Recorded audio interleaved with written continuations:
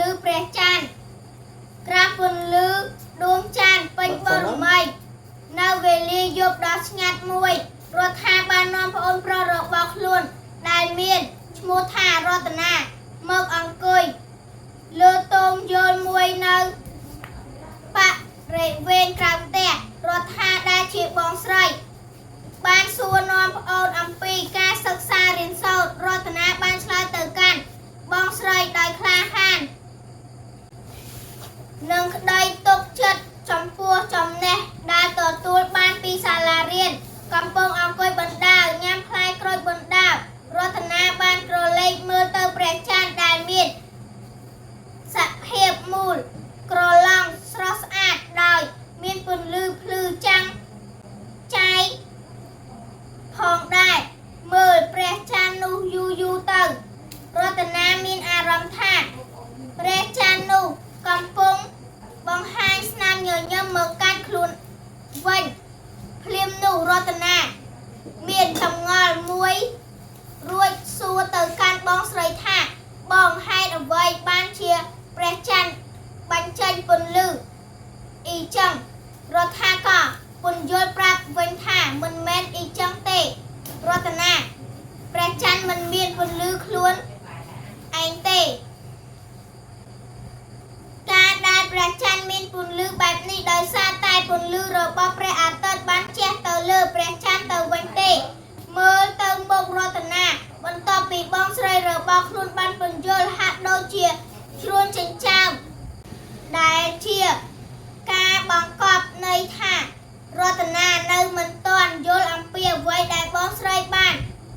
បកស្រាយឡើយដោយហេតុនេះទើបរដ្ឋាបានហៅរតនាចូលទៅក្នុងផ្ទះវិញហើយពន្យល់ឲ្យកាន់តែច្បាស់ជាងនេះម្ដងរដ្ឋាបានហុចបានមួយទៅឲ្យរតនាឯរដ្ឋាកាន់ពិលដើម្បីបញ្ចាំងហើយនៅក្បែរនោះមានកញ្ចក់មួយផ្ទាំងផងដែររដ្ឋាប្រាប់ទៅរតនាថាឧបមាថាបាល់ដែលរតនាកាន់គឺជាភពផែនដីពិលដែលបងកាន់ហើយគ្រងនឹងបើកពន្លឺនោះគឺជាព្រះអាទិត្យឯកញ្ចក់មួយផ្ទាំងក្បែរនេះជាព្រះច័ន្ទរដ្ឋាឲ្យរតនាឈរកាន់បាល់ឲ្យស្របទៅនឹងផ្ទៃកញ្ចក់រួចបើកពន្លឺពិលបញ្ចាំងទៅរកកញ្ចក់នោះរដ្ឋាសួររតនាថាតើឯងឃើញពន្លឺពិលរបស់បងជះទៅលើកញ្ចក់ហើយកញ្ចក់នោះបានជះពន្លឺទៅកាន់បាល់របស់ឯងដែរទេរតនាឆ្លើយដោយមិនបងអង្គថាពិតមែនហើយបងរដ្ឋាបានបន្តទៀតថាដូច្នេះហើយពន្លឺដែលយើងទទួលពីព្រះច័ន្ទគឺជា